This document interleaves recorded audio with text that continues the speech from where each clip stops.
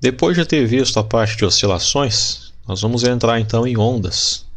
Havíamos comentado anteriormente que a parte de oscilações seria a base, né, para entender ondas. Então, vamos seguir. E com relação a ondas, nós vamos estudar então os tipos de ondas, classificação, propriedades, ondas estacionárias e ressonância, equação de onda, ondas sonoras e efeito Doppler, né?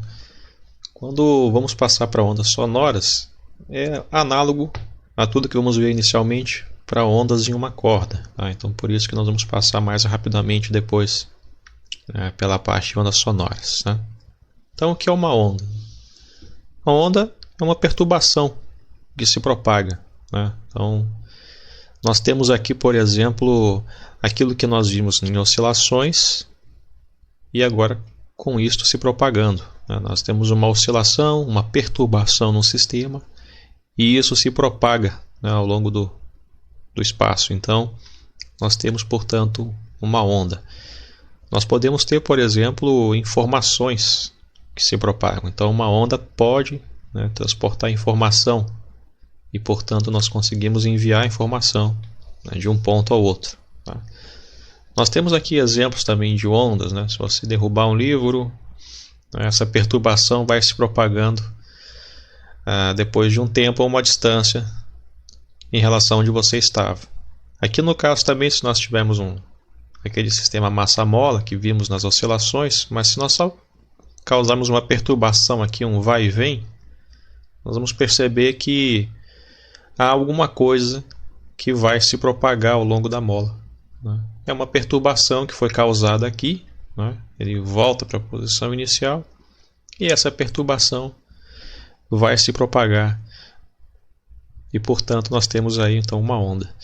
Aqui no caso, se você ficar perturbando a superfície, né, da água, a parte que perturba aqui não está mostrada, mas você vai começar a ter uns círculos concêntricos, né, que essa perturbação vai se propagando e, portanto, nós temos aqui ondas, né, uma perturbação se propagando a partir do ponto onde você causa essa perturbação naquele meio, tá? Aqui temos um exemplo de uma série de partículas que descreve um movimento circular, tá? E, portanto, elas estão colocadas de um jeito que nos dá a sensação de que algo está se propagando, tá? Então nós podemos ter aí um meio onde as partículas não se deslocam, né, ao longo deste meio. Elas apenas descrevem, né, uma pequena variação na sua posição, mas tem alguma coisa que se propaga. Essa aqui é a ideia, né, de uma onda, portanto, que nós temos aqui. Um outro exemplo, que é muito ilustrativo, né? Você tem soldados fazendo um movimento de vai e vem, e cada soldado não sai, né, da sua posição, ele apenas oscila. E nós vemos alguma coisa se deslocando, né? Esta perturbação vai se deslocando, embora cada soldado individualmente não saia da sua posição. Isso aqui ilustra bem a ideia de uma onda. Ela transporta a energia e não a matéria, por exemplo, quando é uma onda que se desloca num meio material, tá? Nós temos então, com relação ao tipo de ondas, nós vamos dividir em ondas mecânicas, aquelas que precisam de um meio material para se propagar, tá? Por exemplo, uma onda sonora, uma onda sísmica e assim por diante. E ondas eletromagnéticas, são aquelas que não necessitam de um meio, elas podem se propagar no vácuo e são compostas por campos elétricos e magnéticos, né? Então, por exemplo, a luz, raio-x e etc, né?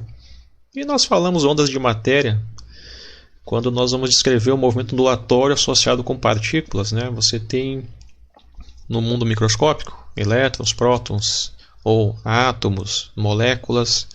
Você precisa de mecânica quântica, né, para descrever adequadamente esses sistemas e, portanto, tem que levar em conta a dualidade onda-partícula. Portanto, você chama de onda de matéria para se referir, né, que está lidando com partículas, mas está fazendo uma abordagem probabilística ondulatória, né, da mecânica quântica. Com relação à classificação das ondas, nós temos ondas transversais, longitudinais e um movimento misto, né? Então, uma onda transversal, você tem uma direção de propagação diferente da direção de vibração, né, do meio, ou das partículas que compõem esse sistema. Enquanto que a onda longitudinal, essa vibração acontece ao longo, né, da direção de vibração. É claro que falando assim fica complicado, então vamos ilustrar essa relação entre onda longitudinal e transversal. Tá?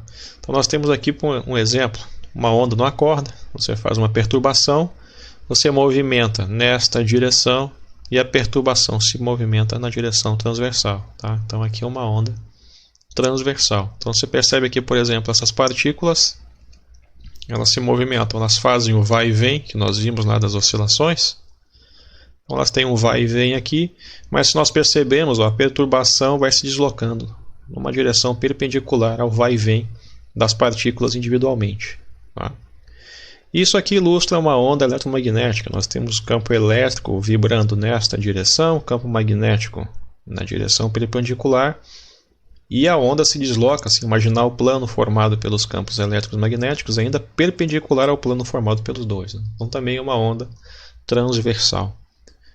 E a onda longitudinal, nós temos um exemplo aqui, uma mola esticada, e você causa uma perturbação e essa perturbação se propaga. Não a mola. Tá? Os pontos da mola fazem, como neste sistema aqui de partículas, as partículas aqui executam um vai e vem em torno de uma direção de equilíbrio, um ponto de equilíbrio, mas você percebe a perturbação se deslocando. Isso aqui é para ilustrar, por exemplo, uma onda de pressão, por exemplo. Você tem momentos em que está rarefeito, né, em momentos em que a pressão, a densidade aumenta um pouco, e aí você tem então uma onda, a perturbação se propagando, mas as partículas não vão daqui para cá.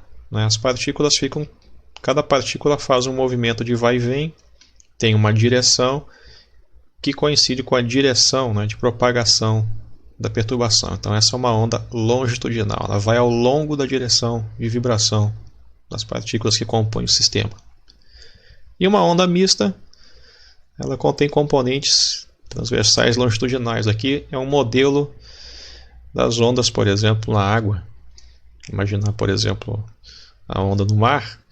Se você está muito afastado da costa, né, o surfista ele tende basicamente a subir e descer. Né? Mas tem um pouco de movimento de translação, longitudinal e transversal. Né? A soma desses dois coordenados de tal forma que nós vemos aqui o pico, né, se deslocando. Então nós temos aqui a perturbação se deslocando, embora se acompanharmos aqui as partículas em azul aqui, essa partícula está descrevendo um movimento de rotação. Então ela tem a sua posição variando aqui, né, entre estes extremos aqui. Né? Então a partícula não vai se deslocando junto com a perturbação. Tá? Então a onda transporta aqui, basicamente transporta a informação, ou tem apenas uma perturbação se deslocando, mas não a matéria. Né? Quando chega próximo, obviamente, da praia, aí a onda quebra e ela consegue empurrar, por exemplo, o surfista. Né? Aí já é uma situação diferente. Então nós vamos estudar ondas em uma dimensão, por exemplo, ondas numa corda inicialmente. E vamos estudar, portanto, uma onda progressiva. Né? Essa perturbação que se desloca sem mudar sua forma, para facilitar, obviamente, as equações. E ainda mais, para facilitar, vamos usar uma perturbação, uma onda harmônica. Nós vimos lá em oscilações, né, um movimento harmônico simples descrito por uma função harmônica. Portanto, vamos utilizar também função harmônica, porque conhecemos as expressões analíticas para descrever uma onda progressiva. Né? Então, vamos pegar um sistema simples, como por exemplo uma corda. Então a gente tem uma perturbação em uma dimensão. As propriedades que vamos investigar, por exemplo, né, temos comprimento de onda, período, frequência angular, a velocidade da onda, energia, potência e algumas outras mais. Isso tudo aplicado, por exemplo, a uma corda, mas que é análogo a outros sistemas. Né? Então, para descrevermos uma onda progressiva, vamos imaginar aqui uma perturbação numa corda, e essa perturbação vai se deslocar um certo tempo. Então, num tempo posterior, todos esses pedaços da corda vão voltar para a posição de equilíbrio, e outros pedaços vão, obviamente, sofrer perturbação. Então, por exemplo, nós temos aqui no tempo zero uma certa configuração, nós fazemos, obviamente, o pulso e, num determinado momento, né, contamos nosso cronômetro. Portanto, aqui no tempo zero, esse pulso já está feito aqui, mas na verdade, né, você perturbou a corda mais para trás. Quando chega esse pulso aqui, você começa a contar o seu tempo, né? Depois de um certo intervalo de tempo, esse pulso vai estar numa outra posição. Nós temos aqui, então, um certo intervalo de tempo. Se nós pegarmos aqui um pedaço da corda, tem nesta posição, ele ocupa um deslocamento Y aqui. Depois de um certo tempo, nós vamos ter um outro pedaço da corda que vai estar, por exemplo, nessa configuração equivalente a este aqui, né, no mesmo Y. Ou nós podemos pegar, por exemplo, o pico da onda. Então nós temos aqui um pedaço da corda que num certo intervalo de tempo vai estar aqui no pico, depois ele desce. E no tempo posterior, um outro pedaço da corda, quando passar o pulso, ele vai estar no pico também. Então nós vamos ter aqui duas posições de elementos da corda que em algum momento, né, eles vão ocupar o pico da onda. E nós temos aqui um certo intervalo aqui, né, uma distância que depende, portanto, da velocidade da onda e o tempo que levou até a onda chegar, até o pico da onda, por exemplo, chegar nessa outra posição aqui, né? Nós vamos fazer agora o seguinte, vamos pegar um sistema de referência O e um sistema de referência que se desloca, né, O', que se desloca com a corda. Vamos fazer assim então. Nós temos aqui um sistema de referência O'. Eu vou desenhar aqui o eixo X em cima, o eixo Y também deveria coincidir, mas eu vou deixar um pouco separado só para a gente perceber aqui, né? Nós podemos descrever, por exemplo, um certo ponto ali vermelho da corda a partir do sistema de referência O'. Então a gente tem aqui um vetor R', e ele tem uma certa coordenada, tem coordenada X, coordenada Y, em relação ao sistema, né, de referência aqui, O', né? Nós podemos descrever esse mesmo ponto em relação ao sistema de referência O. Então tem um vetor aqui, este ponto está no mesmo local, né? Nós vamos usar apenas um outro vetor com coordenadas aqui, ó, X e Y. Nós tínhamos antes coordenadas X' e Y'. Mas agora eu vou pegar a coordenada aqui, ó, X e o Y. Tá? Então nós temos esse mesmo ponto descrito por dois sistemas de coordenadas diferentes. Vamos assumir que o sistema de coordenadas O está aqui estático e o sistema O' ele vai se deslocar junto com a onda. Né? Porque eu posso relacionar os pontos aqui da minha onda com relação às coordenadas X', Y', desses sistemas de coordenadas. Então, por exemplo, este ponto aqui em relação à coordenada ao sistema de referência O, ele tem aqui um ponto X e tem um f de x que me dá esse y aqui desse ponto. Com relação ao outro sistema, eu tenho então coordenadas no sistema x', medida a partir daqui, e o f de x' é o y'. Eu vou fazer os sistemas y, então, essa distância aqui coincidirem, e obviamente, né, se o meu L0 for 0, tá, o x' vai coincidir com o x aqui em 0. Tá? Então nós podemos descrever, eu vou colocar separado só para facilitar a visualização. A coordenada x desse ponto em relação ao sistema O, ela pode ser escrita em relação ao sistema, a coordenada x aqui, ó, em relação ao x', né, do sistema O', mais esse L0. Tá? Então eu posso descrever as coordenadas de um sistema de referência em relação ao outro. Se essa onda tem uma certa velocidade, então eu vou fazer agora com que esse sistema de referência O', ele vai se deslocar com essa mesma velocidade, ele vai se deslocar junto com o pulso. Portanto, essa onda está estática em relação ao sistema O'. Tá? Em relação ao sistema O', é o sistema de referência O que está se deslocando para o outro lado. Tá? Esse sistema aqui é o que eu vou considerar estático, portanto esse sistema aqui ele vai ver o pulso e o sistema O' se deslocando juntos. Então quando essa onda se deslocar uma certa distância L, o meu sistema de referência O' vai junto. Né? E portanto, olha só, este ponto aqui, quando passou a onda, ele volta o deslocamento zero. Um outro ponto que estava aqui agora, quando passa a onda, ele vai ocupar essa posição, Um tempo posterior ele vai ficar no pico da onda, até que passa o pulso e ele volta para a posição de equilíbrio. Nós temos aqui, portanto, x' mais um L, e esse L, se ele começar a partir do zero, né, quando o x coincide com o x', ele vai variando esse L conforme passa o tempo e a onda tem uma certa velocidade que eu vou considerar constante. Portanto, este L vai ser igual, se eu pegar a velocidade, distância pelo tempo, então a distância é a velocidade vezes o tempo. Essa distância é a diferença, né, entre o x e o x'. Tá?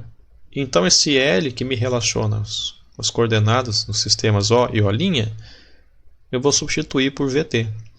E eu tenho, portanto, agora este conjunto de coordenadas, né, no sistema O, no sistema O', ou eu posso inverter, né, e escrever no sistema O' em relação, né, ao sistema de referência O. Então eu posso utilizar, por exemplo, para o pulso nessa posição aqui, eu tenho este ponto, por exemplo, ou qualquer outro da corda, o pico, por exemplo. Então eu tenho uma distância que ele está aqui, x', e ele tem uma altura aqui, um deslocamento que é y', que é f de x'. Mas o x' pode ser dado por esta forma aqui. Então, na verdade, a minha função f de x' ela acaba se tornando uma função de duas variáveis. Eu posso então escrever a minha função y como sendo uma função de x e t. Tá? E aí nós temos agora então uma descrição de onda progressiva. Uma descrição de onda movendo-se para x positivo, eu tenho esta forma, como nós vimos antes. E se eu tiver uma onda se movimentando no sentido oposto, eu vou trocar o v por menos v e vai ficar então o do sinal aqui. Então o sinal de menos aqui indica que a onda está se movimentando para x positivo. O sinal de mais é uma onda se movimentando para x negativo. Esta aqui é a forma, né, de uma onda progressiva. Tá? Essa função que depende de x menos vt descreve uma onda progressiva. Nós só não sabemos ainda qual é a cara da função, mas a gente sabe como é que deve ser o comportamento dela com relação a x e t. Então nós temos que obter agora como é que é essa função de onda. Tá? Qual é a cara dela. Então nós vamos trabalhar com onda harmônica porque nós sabemos que é alguma coisa que varia com seno ou cosseno. Certo? Como nós tivemos um movimento harmônico simples na parte de oscilações, vamos utilizar também senos e cossenos para escrever uma onda harmônica. Né? Então nós temos aqui, por exemplo, imagina a sua corda que você está vibrando.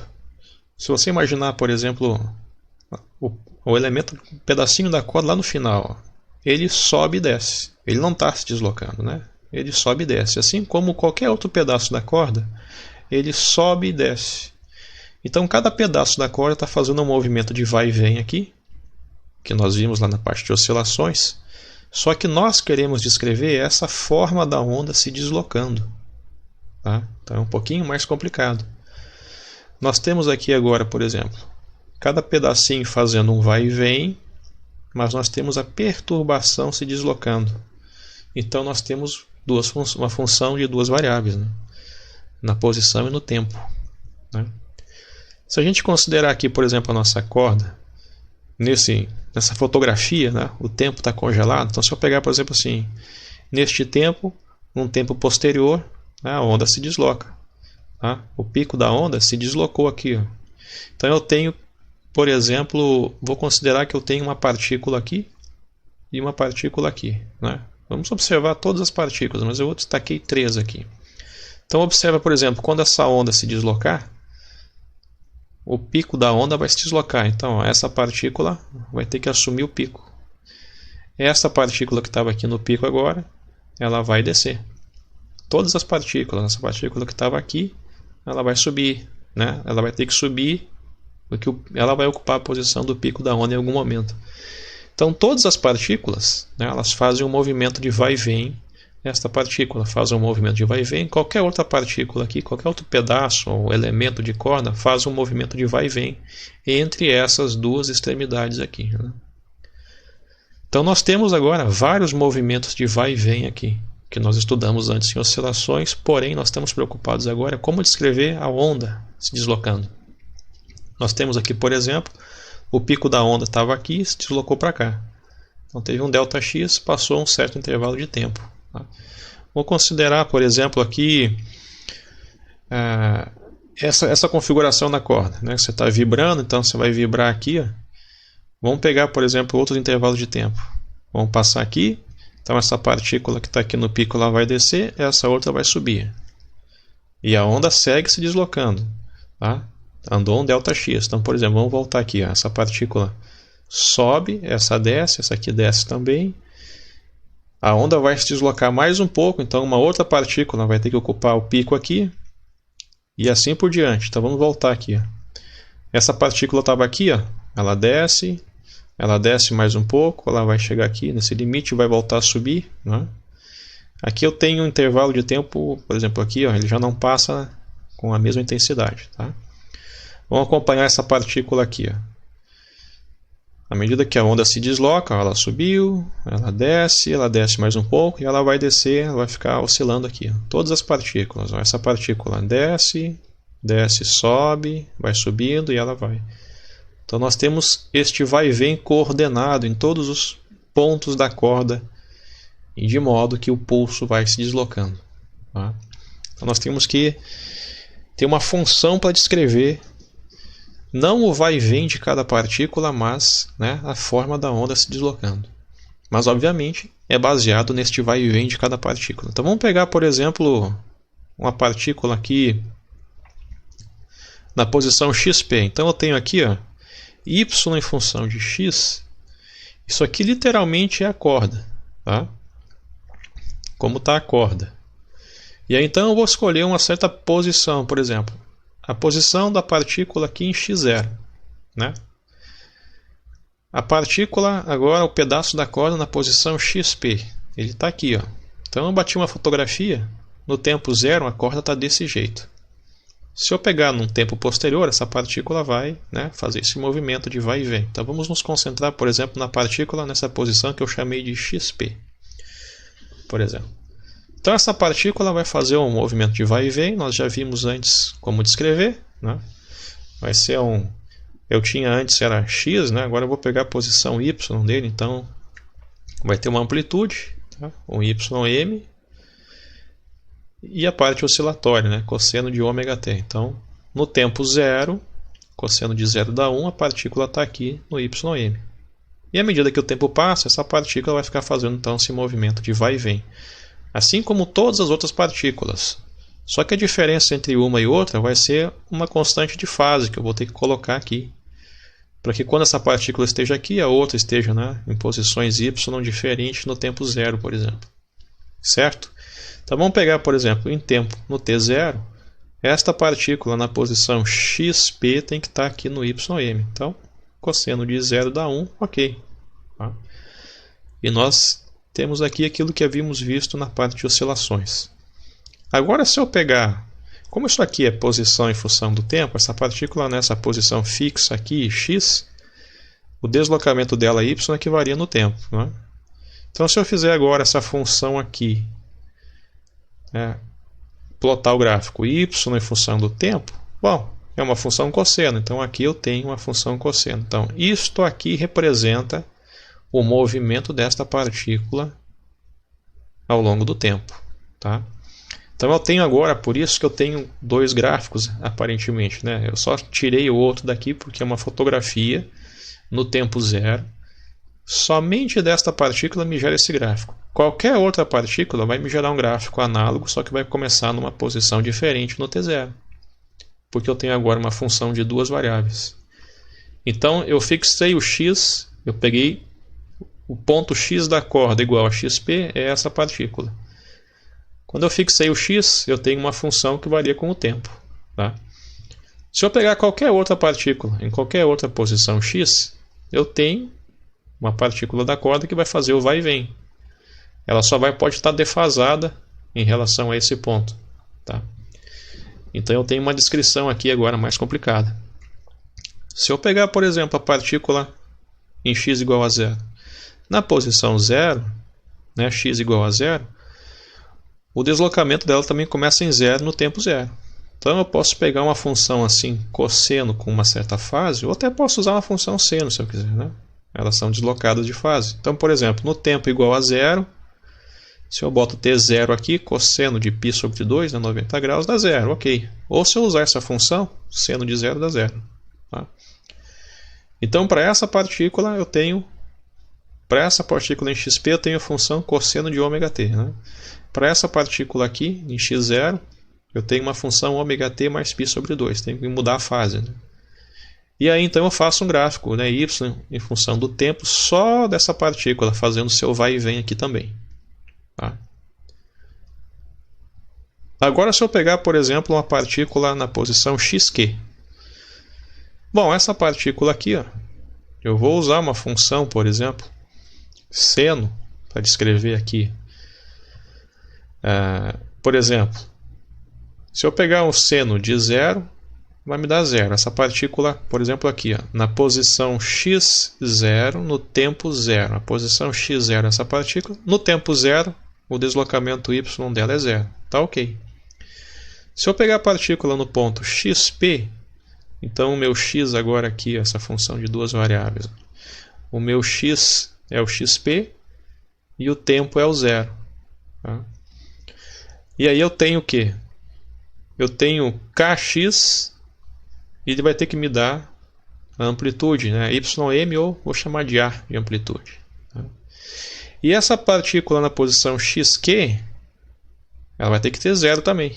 Tá? Então, quando o x é o xq no tempo zero, ela vai ter que me retornar zero também. Né? Tem uma periodicidade aqui. Né?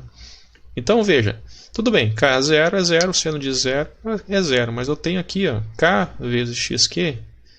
O único jeito disso aqui dar zero, já que o A não pode ser zero, são certos valores do seno, que eu pensar em radiano, por exemplo, onde dá zero.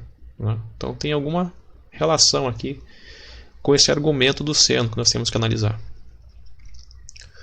Se eu pensar, por exemplo, essa função aqui, f de x' é o x menos vt, então eu tenho uma função de duas variáveis. Né?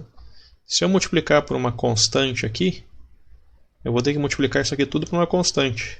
Tá? Então isso aqui vai ficar kx menos kvt. Certo? Bom, se a gente pegar, por exemplo, no tempo zero, eu vou matar isso aqui, né? Eu vou ficar seno de kx. Então eu tenho uma certa função para descrever no tempo zero essa fotografia aqui. Então cada partícula numa posição x, ela vai ter que estar num deslocamento y aqui. Agora, se eu tenho um x qualquer e um tempo qualquer, eu tenho uma função que eu obtive a partir daqui, ó, mais complicada, né?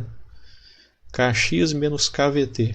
É uma função de duas variáveis, portanto, a nossa análise fica mais complicada. Né? Se eu imaginar, por exemplo, uma função onde x e t variam ao mesmo tempo, ó, eu tenho aqui a forma da onda. Se eu pegar o pico, por exemplo, ou se eu acompanhar o vale, ou se eu quiser pegar assim, ó, y igual a meio, tá? Qualquer ponto que eu tenha y igual a meio, ó, ele vai se deslocando. Eu tenho x variando e o tempo variando ao mesmo tempo. Lembrando que a minha corda, cada pedacinho da corda, ele está fazendo esse movimento de vai e vem. Tá? Quem está se deslocando aqui ó, é o pulso. Então, eu tenho aqui, apesar da minha corda também estar fazendo essa senoide aqui, né? Esta função aqui, ó, ela está me descrevendo o pulso se deslocando. Então, eu tenho x e t variando ao mesmo tempo. À medida que eu pego um x diferente, eu também tenho um t. Essa partícula aqui, ó, nessa posição, em algum momento ela ocupa o pico, depois ela muda. Então, para o pico se deslocar, eu tenho que ter um x variando e o tempo variando também. Então, vai ficar mais complicado agora. Eu posso escrever, né? Nós tínhamos na parte de oscilações, por exemplo, um cosseno de ômega-t ou um seno de ômega-t, né? Que eu tinha posição, velocidade, aceleração. E aqui eu tenho um kvt. Será que tem alguma relação? E quem é esse k, né? Desse kx aqui? Se a gente analisar, por exemplo, kx, o argumento aqui do seno tem que ser radiano, por exemplo. Como o x está em metro, então esse k deve ser radiano por metro. E se eu tiver aqui, ó, essa parte, isso aqui tem que ser, né? Por exemplo, o ômega é radiano por segundo, o tempo está em segundo, fica radiano. E isso aqui também tem que dar em radiano, né? Então esse kVt, se o k for radiano por metro, a velocidade for velocidade da onda aqui se deslocando, né? É metro por segundo e o tempo está em segundo, então vai dar isso aqui tudo em radiano, ok. Em termos de análise dimensional, até que está coerente. Então, se eu pegar, por exemplo, esse K vezes V, olha só, eu tenho radiano por metro e a velocidade é metros por segundo, então kV dá radiano por segundo. Parece que é a velocidade angular, né? Se eu olhar para cá, quem sabe esse kV não seja o ômega mesmo, né? Talvez seja mesmo, né?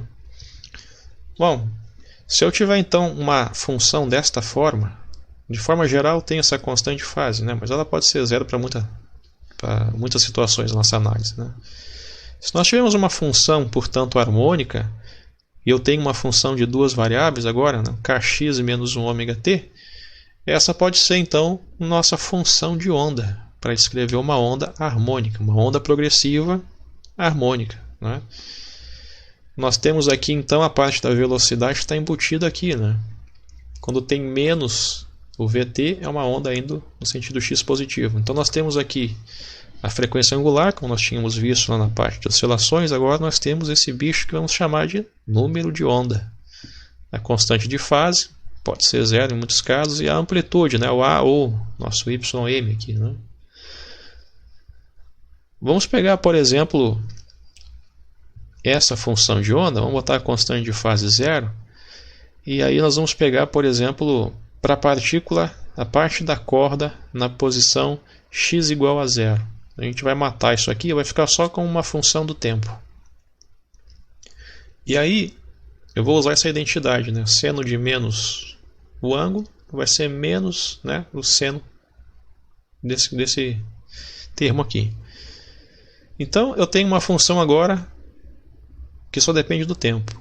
Aqui eu tenho y em função do tempo, ou seja, lá da minha corda eu pego só o primeiro pedacinho da corda, que é em x igual a zero, e ele vai ficar fazendo vai e vem. Esse vai e vem, eu tenho essa função, ó, y do tempo. Então este aqui é o vai e vem ao longo do tempo para aquele pedacinho da corda em x igual a zero. E essa função aqui, ó, menos a seno de ômega t, está aqui. Ó. Eu tenho amplitude aqui, né? Tá? Tenho o a e o menos a aqui. À medida que o tempo passa, ele já começa na parte negativa, né? Começa tempo igual a zero, é zero, e ele vai se deslocando. Se eu pegar, por exemplo, essa partícula num certo intervalo de tempo aqui, ela está numa posição, num deslocamento aqui, ó, y específico aqui. E se eu pegar num certo intervalo de tempo que coincide com o período, ela vai estar, aquela partícula tem que estar no mesmo y, né? A partícula está fazendo aquele vai e vem, né? Então o tempo que leva para repetir aqui o ciclo, a gente já tinha visto que se chama período. Tá? Então eu tenho aqui um período. Mas se eu pegar qualquer ponto consecutivo, se eu pegar aqui o pico com o pico aqui, tem um período. Se eu pegar esse ponto que tem um certo xm, um certo y aqui, né? O tempo que ele está aqui, ó, passado um período, vai ter que estar no mesmo y. Tá? Isso que eu tenho essa flechinha para representar aqui, né? Então eu tenho agora, como nós vimos na parte de oscilações, né? Se eu pegar o nosso y de t1, vamos considerar o t1 aqui, e esse t1 mais o período, né? Esse t vai ser o t1 mais o período, então eu tenho ômega t1, e aqui eu tenho ômega t1 vezes ômega e o período. O único jeito disso ser igual a isso, né? Isso aqui corta com isso, vai ser quando este termo aqui for igual a 2π, por exemplo, né? Ele vai se repetir. E aí você vai ter então esta relação, que é análoga ao que nós vimos na parte de oscilações, né? O ômega, 2π pelo período, e o período é o inverso da frequência, portanto eu posso escrever ômega 2π vezes a frequência, né? A frequência e o período estão amarrados aqui. Então eu tenho o ômega, né, está para o tempo, né, ele tem uma relação com o período. O tempo está relacionado com o período, né? Portanto tem a ver com o ômega. Será que tem algo análogo com esse K, esse kappa aqui, né? Não pode confundir com o K da mola, né? Constante elástica da mola. Aqui eu botei uma letra kappa para ficar diferente do K da mola. Bom, como esse aqui é o gráfico de y função do t, vamos fazer agora para o t fixo variando com o x, portanto, né? Então aqui eu tenho, como aqui agora o x, essa aqui é literalmente uma fotografia da corda no tempo zero. E aí se eu pegar aqui, por exemplo, eu tenho um tempo zero, essa parte da corda aqui está no deslocamento zero, que é equivalente, por exemplo, a essa parte aqui. Esse também, só que essa corda vai se deslocar, né? Enquanto essa partícula aqui pode ir para cima, essa outra vai para baixo, né? E essa vai para cima também, e vice-versa. Então, eu tenho, depois de um certo intervalo, uma repetição. Se eu pegar assim, ó, do pico até o pico, eu tenho uma certa distância aqui. Ó. Se eu pegar esse ponto, né, tem um certo y aqui. Ó. O ponto onde esse y se repete, tá, onde passa essa distância aqui, ó, que é a mesma que essa, nós vamos chamar de comprimento de onda. Então aqui, literalmente eu tenho, né, como é y em função de x, ó, eu tenho a corda aqui, uma fotografia da corda nesse tempo. Se passar o tempo, esse pico vai se deslocar, né? Tudo vai se deslocar. Então, nós vamos chamar isso aqui de comprimento de onda. E, bom, o meu comprimento de onda, se eu pegar um x1 aqui, e eu andar a distância x1 mais um comprimento de onda, eu tenho que estar no mesmo y aqui. Tá? Eu faço a mesma análise que eu fiz para o tempo, só que agora eu faço para a posição. E o único jeito dessa função ser igual a essa é se essa parte for 2π. Ou seja, K é igual a 2π sobre o lambda. Né? Lambda é o comprimento de onda. Então, esse aqui é o número de onda. Então, nós temos uma relação. Esse ômega está para o tempo, assim como esse kappa está para a posição. Então, eu tenho aqui dentro o período, que tem a ver com o tempo, e aqui eu tenho o comprimento de onda, que tem a ver com comprimento, ou, né, posição, tá? Distância, certo? Então, aqui, qual que se eu pegar o vale aqui até esse vale, essa distância é um comprimento de onda. Tá? Todos os pontos consecutivos têm a distância de um comprimento de onda. Tá? Se nós agora vamos verificar a velocidade da onda, né? A gente tem a velocidade de cada pedaço, a velocidade transversal de vai e vem. Mas nós queremos saber agora qual é a velocidade da onda, né? Quando o pico ou o vale, qualquer ponto vai se deslocando ao longo do tempo. Né? Então, por exemplo, essa onda está aqui, ó. O pico está aqui, depois de um tempo ele se deslocou para cá. Então a gente sabe que essa partícula aqui desceu, uma outra partícula subiu para o pico da onda ocupar. Então todos os pontos aqui da onda se deslocaram. Né? A forma da onda se deslocou. Então se a gente pegar, por exemplo, essa onda aqui, está em preto, no tempo zero, e depois essa outra aqui, que é o tempo posterior, houve um deslocamento do pico, por exemplo, ou qualquer pedaço da onda, né, equivalente aqui, ó, se deslocou uma certa distância. Supondo que a onda está com a velocidade constante, né, e a sua forma não muda, portanto está tudo bonitinho aqui, a gente sabe que essa distância depende da velocidade da onda e do tempo transcorrido. Tá? Então o que acontece? A forma da onda se deslocou. Então a gente tem aqui, ó, essa partícula nesta posição, ela tem que descer, né, para essa onda poder passar. Uma partícula nesta posição que estava aqui, ó, depois de um ΔT, ela tem que vir aqui, para ocupar a posição do pico. Então eu tenho o x e o t variando ao mesmo tempo. Esse gráfico aqui, ó, é y em função de x. E o tempo eu estou contando separado, né? Tá?